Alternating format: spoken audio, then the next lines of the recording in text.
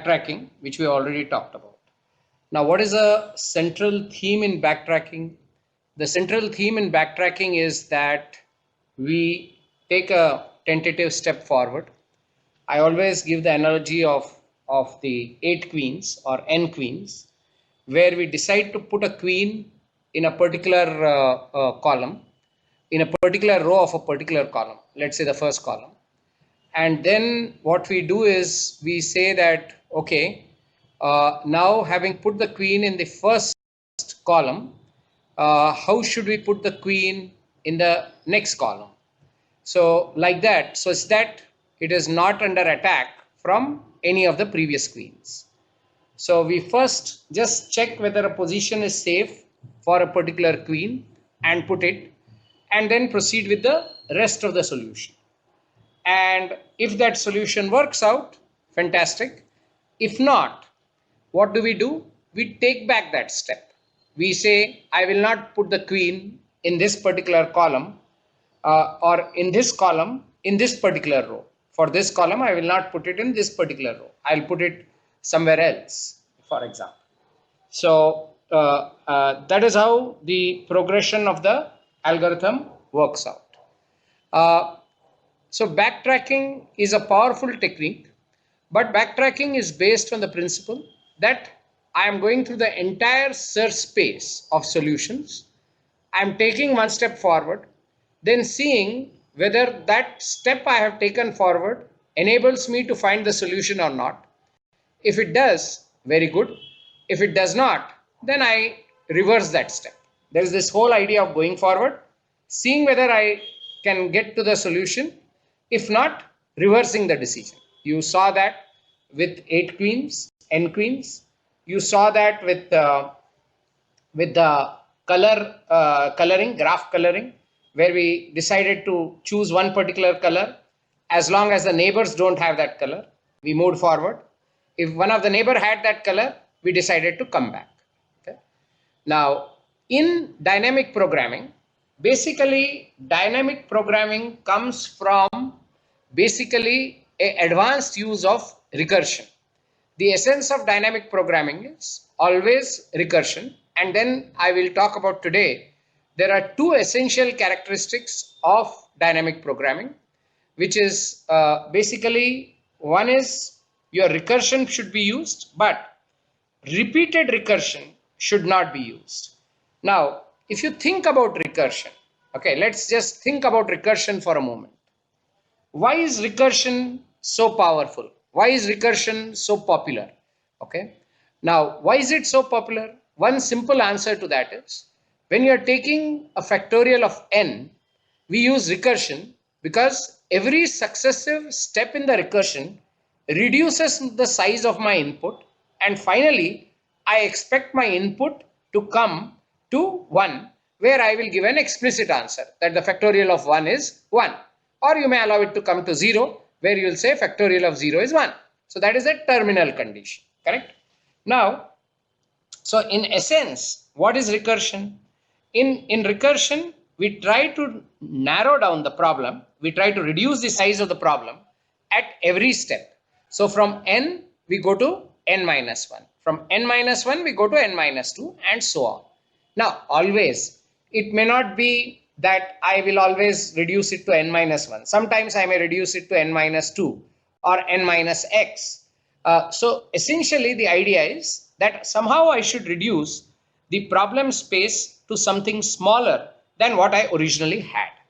And by successively reducing and shrinking my search space, I focus on my answer. So that is the spirit of recursion and why recursion is so successful. Now, what are the problems with recursion?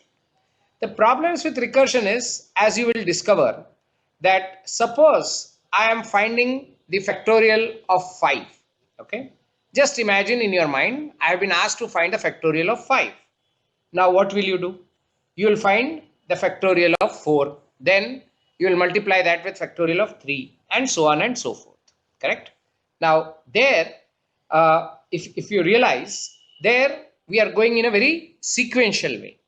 But all recursion problems may not be so simple. In recursion, there may be repeated subproblems. Okay, so which we call overlapping problems. That means in two recursive paths, we may have something common which we are doing repeatedly. That is called overlapping subproblems. I'll illustrate that today. But I want you to understand this before I start talking about it. Then it becomes easier. So this idea is called, I am repeating, overlapping subproblems. Overlapping subproblems. Let me see if I have an example right away here to talk about overlapping subproblems. No, I don't. Okay, this one doesn't talk about overlapping subproblem, but I think I can show you something like that. Let me see if there is a reference to that. No. Okay. Maybe there is another thing where we can show you. Let me see whether this takes you there.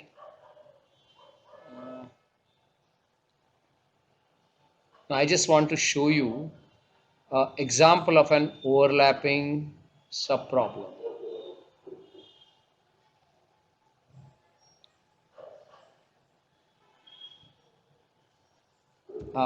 Just a minute, please. No.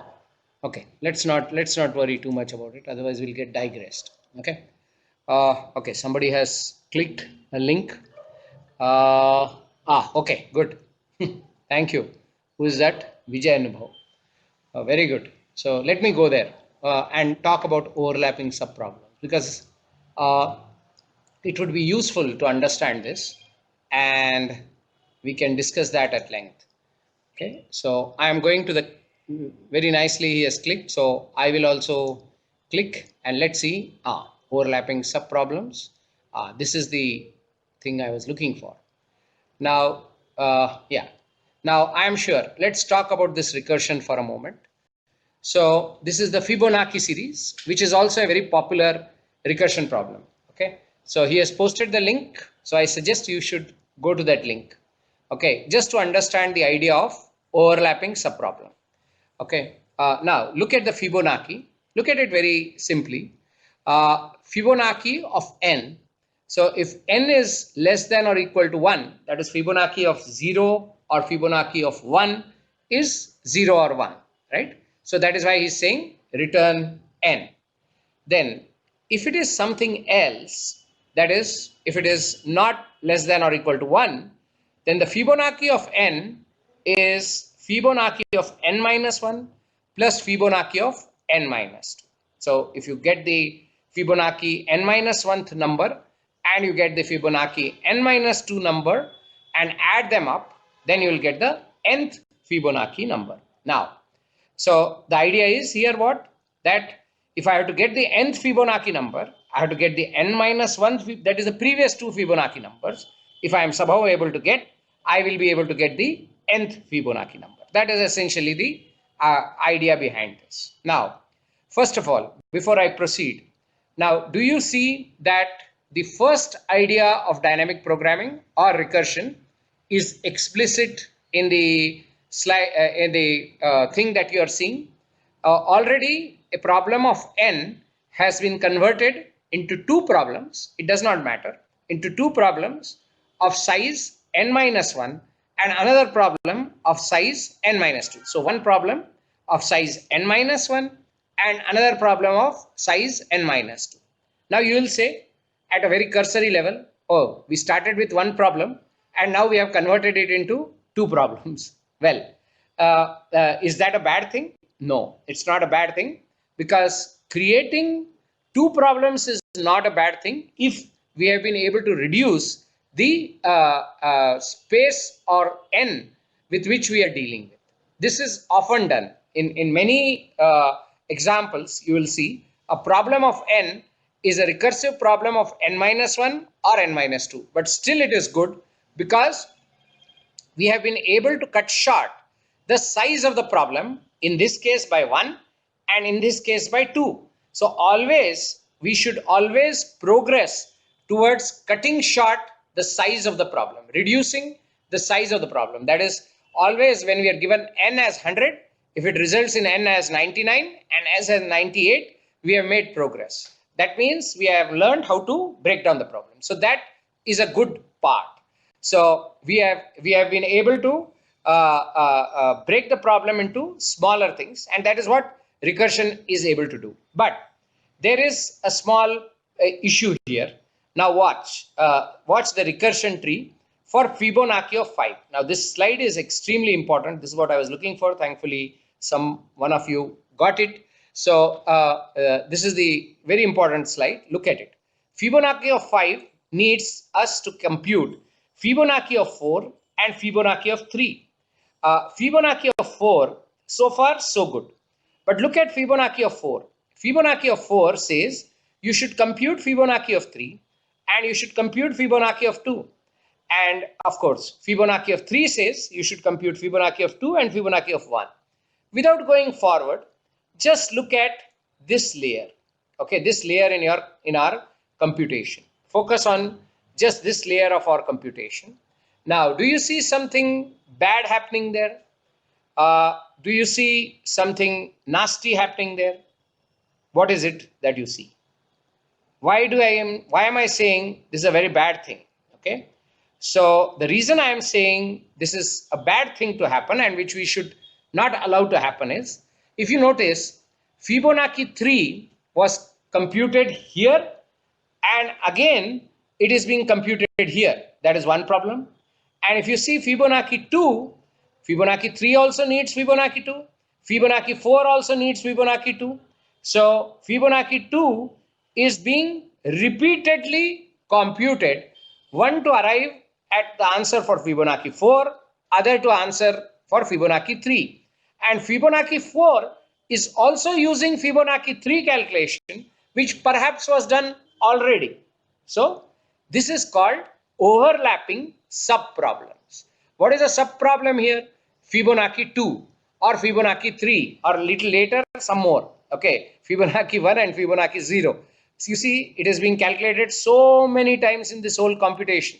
Fibonacci 0 or Fibonacci 1, for example, is being computed 1, 2, 3, 4 times. And so also Fibonacci 0 is computed 2 times. Oh, sorry, 5 times. Fibonacci 1 is being computed 5 times. If you see this, 1 time here, 1 time here, 1 time here, 3, 4 and 5. Fibonacci 2, for example, is being computed once, twice, thrice.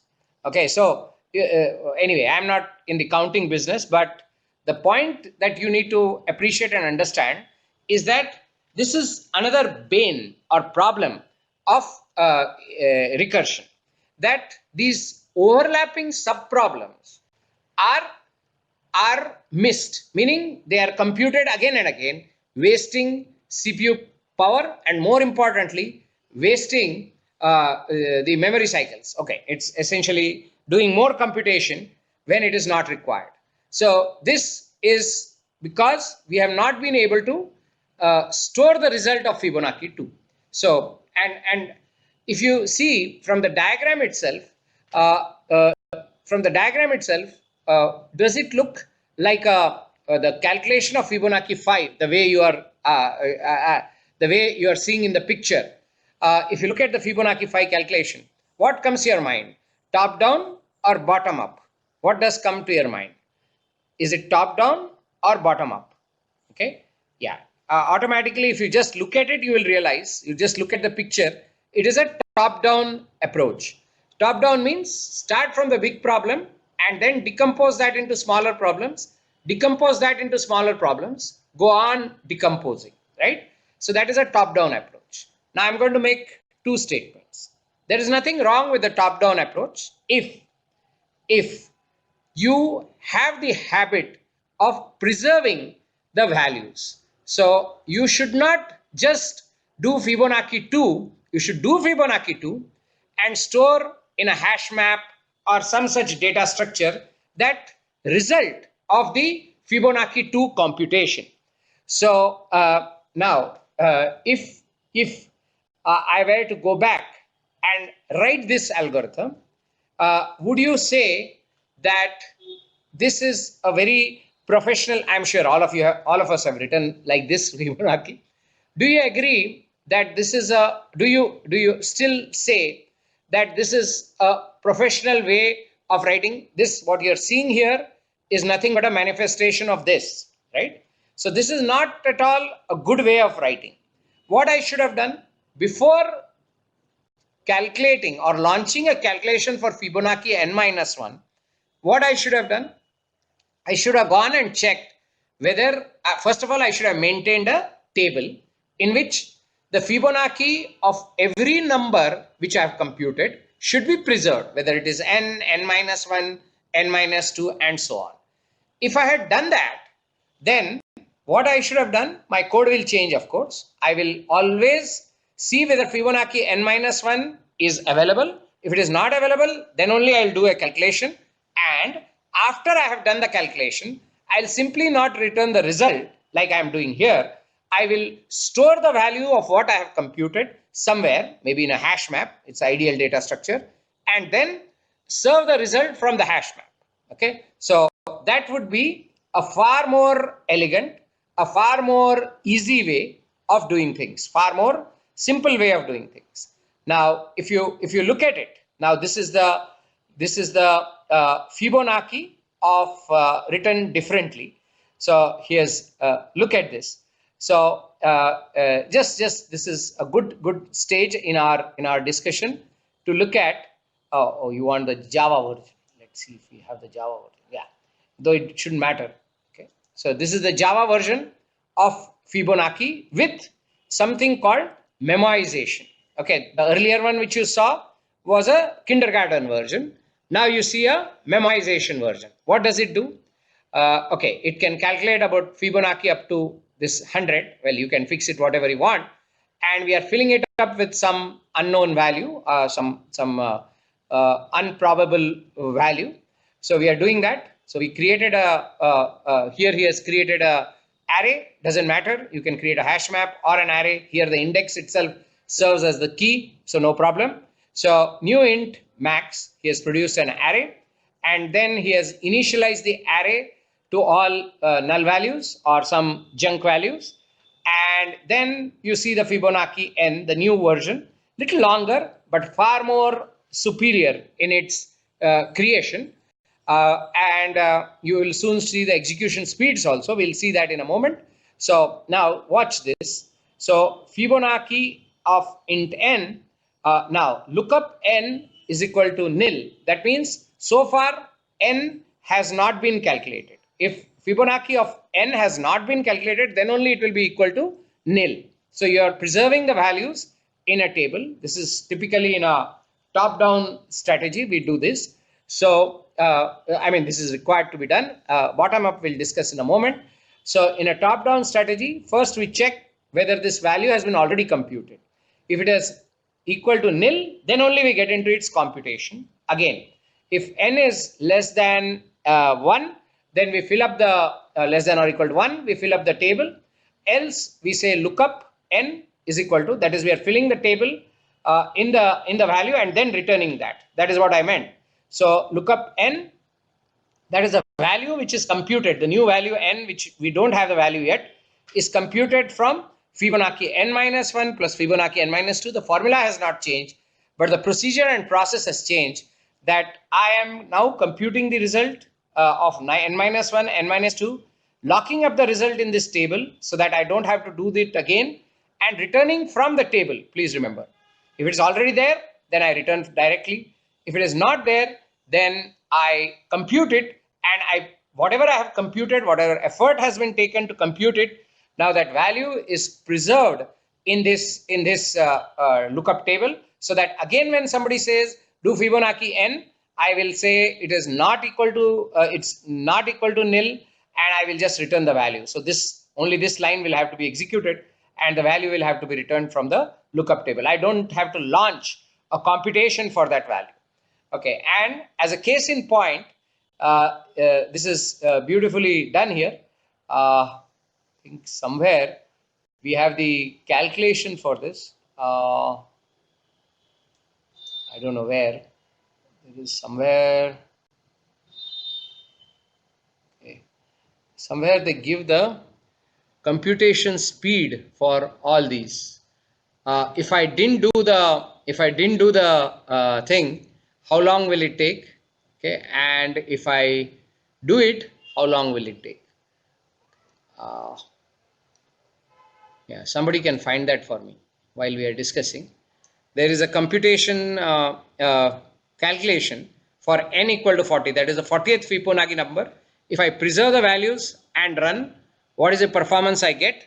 And if I run it without preserving the values, if I run it, what is the time I get? So there is somewhere some code to show you how it is with preserving and without preserving. Okay, so is it there at the bottom? Yeah, you're right. So good. So now we are looking at recursive solution. Let's see, you can do it on your own.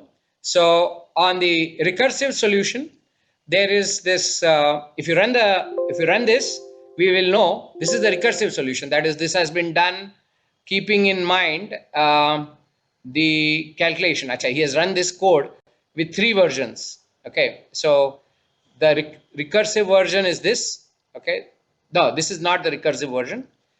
Do you agree this is not the recursive version? I'm not calling the function. This is a different thing. This is called the tabulated version. We'll come to the tabulated version in a moment. This is the recursive. This is the second version, which is the top-down method. This is the top-down method. We'll compare them in a moment.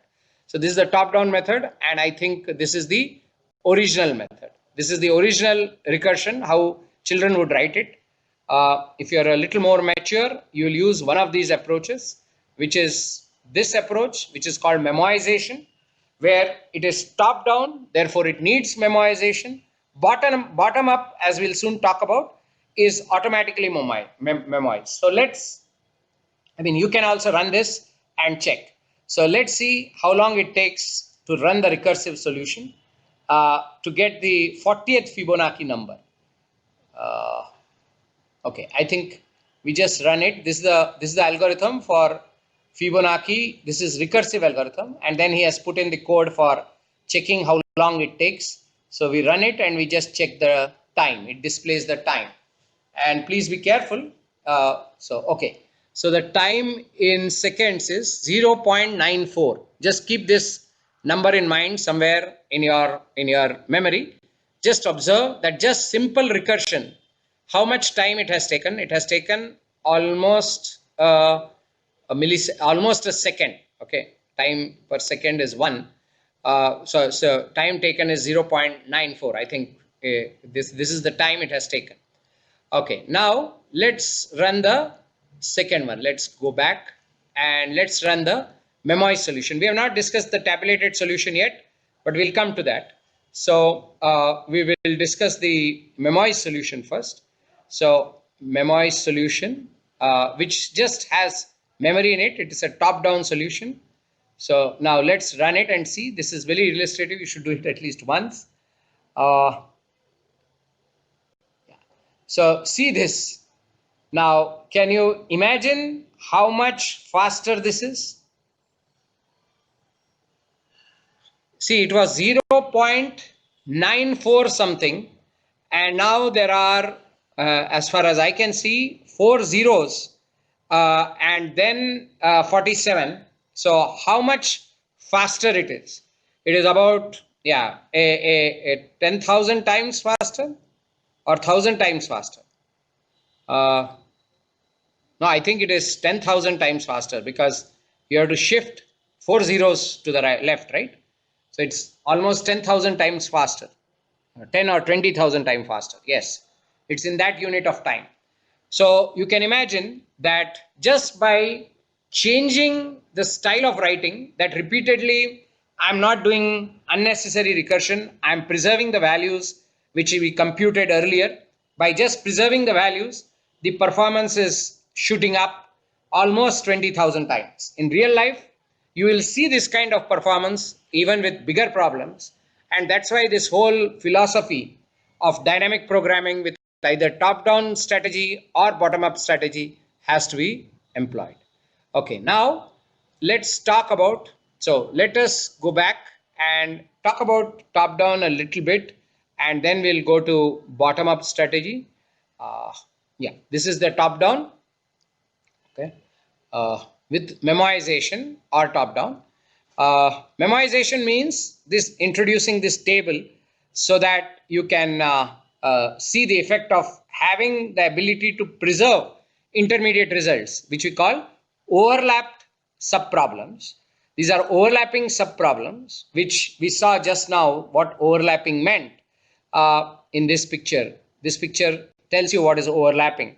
And by just saying that I will preserve the value, I improve the performance, correct? Now, there is the second approach which is used in dynamic programming, and that approach is called the approach of bottom-up or tabulation approach. Bottom-up programming. Now, in bottom-up programming, what do we do? Okay, if you talk about Fibonacci, we start, if you have to find the Fibonacci of the nth number, the approach is very similar. First, what we do? We don't start solving for the nth number at all. We start, what is a Fibonacci of 0? Then we say, we put it in a table. Then we say, what is Fibonacci of 1? Okay, we put it in a table. Then we say, what is Fibonacci of 2? That is dependent on the Fibonacci of n-1 and n-2, both of which we have in the table. So, the third entry in the table, the first few entries may have to be done manually. That is, for example, you see here the code. Okay, now he is building a table, linear table, where he is going to store the Fibonacci. Just observe this line. Okay, he is building this table. Now the table for most of the easy problems will be a one-dimensional array, and so that is called one-dimensional dynamic programming. And soon we will realize that for most problems, this one-dimensional array may not be adequate. Today, the problem that we have for you is one-dimensional.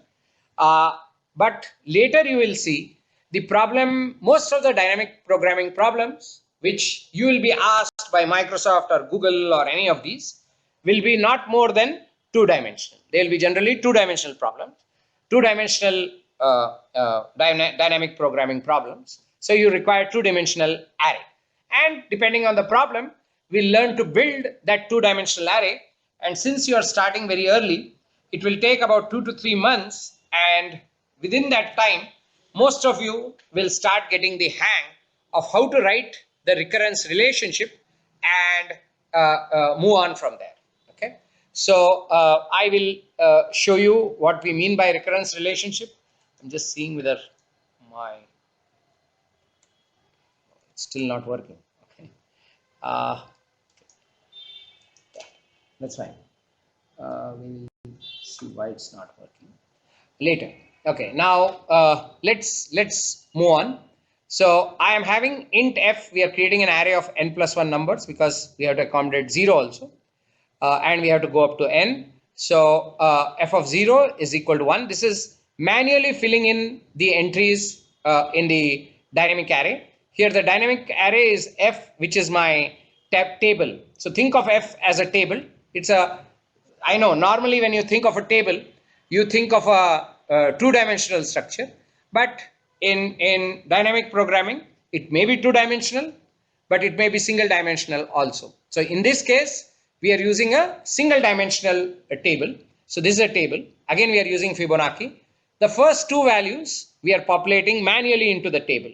So we are putting f of 0 is equal to 0, f of 1 is equal to 1, and then now starts, this is the most important loop, now starts the filling of the dynamic programming table, where I am describing my problem in the form of the subproblems. So first I am solving the subproblems, and then these are my subproblems. I am assuming here that I have already solved the subproblems. In top down, we start with the main problem and decompose them into subproblems, and then solve the subproblems as a continuation of solving the main problem. Here, we don't do that way. We start very, very slowly. We start in what is called the build-up process, like a bottom-up process.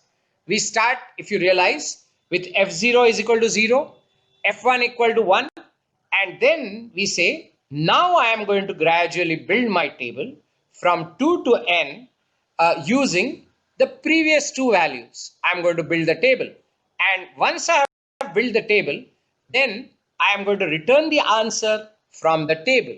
I will always, please remember, the emphasis on the word always. I will always return the result from the table. I will never return the result on computation, because my first job is to fill the table.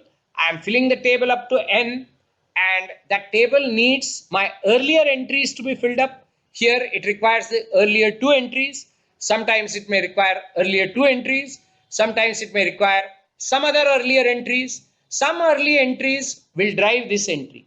It may be two sub entries. It may be just a single entry with some computation. It may be more than two entries. But these entries have to be filled in first. These slots in my array, or in my DP array as we call it, have to be populated first before I can populate this. And I'm just doing classic table building. So I am starting with F0, I'm starting with F1, those values I'm explicitly giving. But all subsequent values, remember, I'm populating them in the table one by one, steadily. So I go to f of 2. So I say f of 2 is equal to f of 0 plus f of 1. Where do I have the values? I have the values already in my table. So that's how I'm going to build f of 2. F of 3, I'm going to build based on, I have already built f of 2, and now I'll build f of 1. So assuming that I have built my sub problems, and that's how I build my next stage of my problem. So this is to be contrasted with the top-down strategy. In top-down, I start with the big problem and then decompose that big problem into smaller problems. Here, I don't do that. I start with small problems and then I keep growing towards the big problem. I don't go from the big problem to the small problem. I go from the small problem to the big problem. I hope you are understanding the difference. In bottom up, smallest problem first. And from the smallest problem, go to the next problem. From the next problem, so I'm expanding in my size of the problem. From in top down, first I took n. In order to solve n, I had to go to n minus 1 or n minus 2 or both. Here, I have already solved n minus 1 and I have already solved n minus 2 and I have recorded them in my table. And from that record of the table, I am using it and solving my nth problem or fn problem. And automatically everything is getting recorded in the table. Okay, it is by record that I am building. So it's a table building process. Always remember that that dynamic programming is with bottom-up approach is a very slow and steady approach. It does use recursion, but not directly. If you see, do you see recursion here? No, it doesn't use recursion. Okay, it uses earlier entries. Some people say that is recursion. I don't agree. It is like table building. Okay, we are not trying to use recursion here. Recursion is there in top down, where this is also called a recurrence relationship. How am I solving ith problem using the stored solution of the I minus 1 and I minus 2? But I'm not calling any function. If you realize, I am just building it iteratively, step by step, in a loop. I am building that in a loop. I am not using like you have in top down. I am not using Fibonacci of n minus 1, n minus 2. See, here I am invoking the function. Here I have huge use of recursion.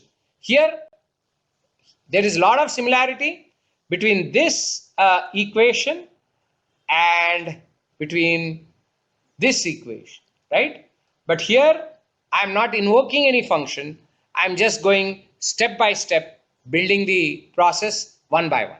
Okay, so this is what is called the bottom-up approach, where you do table by table. Now, I know it is very easy for me to say what is taking a classic example of Fibonacci, most of the time, the complexity which faces us is how are we going to discover, either in top-down strategy, how are we going to discover this line, this line is of essence. Of course, you have to also remember the initial conditions.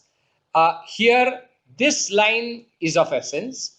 Here it's coming from a table, there it's coming from solution, and storing the solution, again, sub-problem solution in a table, in an array or in a table. So if you see, tremendous similarity, but the approach is different. Here it's iterative, there it is recursive. Okay, and you know, which one is better? No, both are approaches of dynamic programming. Now here, those of you who have been doing AI and all that, here is something else for you to pause and think, and it is worth thinking at this stage. See, when the problems are very big, very big, okay, you have seen that dynamic programming does cut down the speed. But today, for example, you know, there is a big trend towards moving away from conventional programming style. Among conventional programming, which we teach in colleges, we only teach up to dynamic programming, correct, in most of the syllabus. But when dynamic programming gives up solving a particular problem, that is when we actually get, later we'll call this NP hard problem.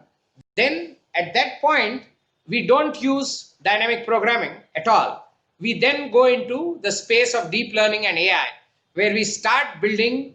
No, GPU does not improve anything. GPU improves only the solution speed.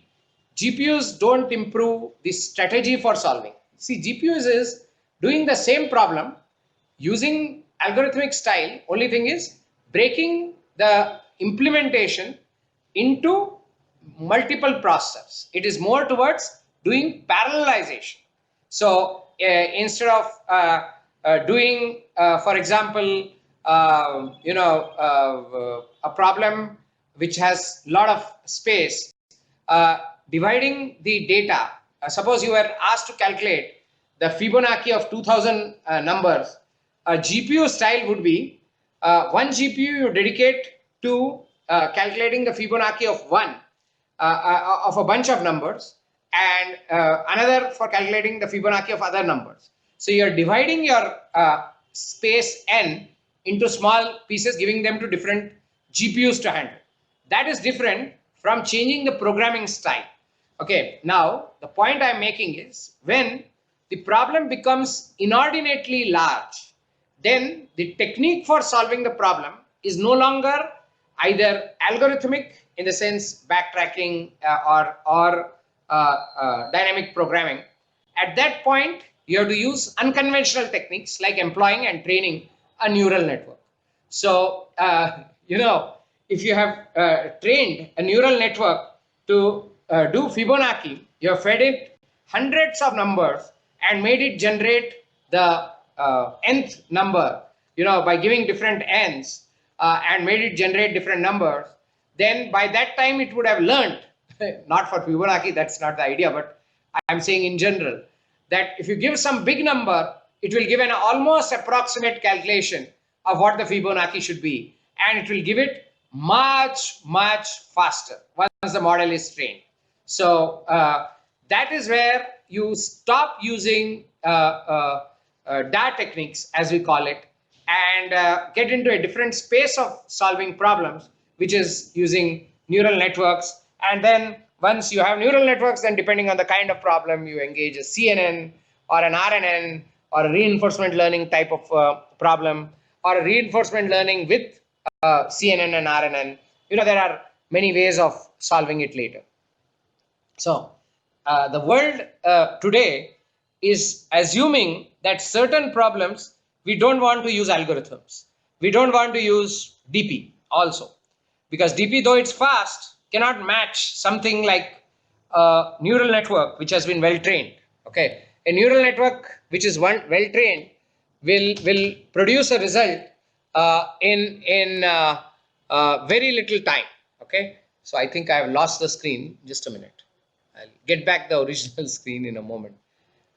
No, you are seeing the screen. I don't know why. Just a minute. I am having an issue here. Just a minute.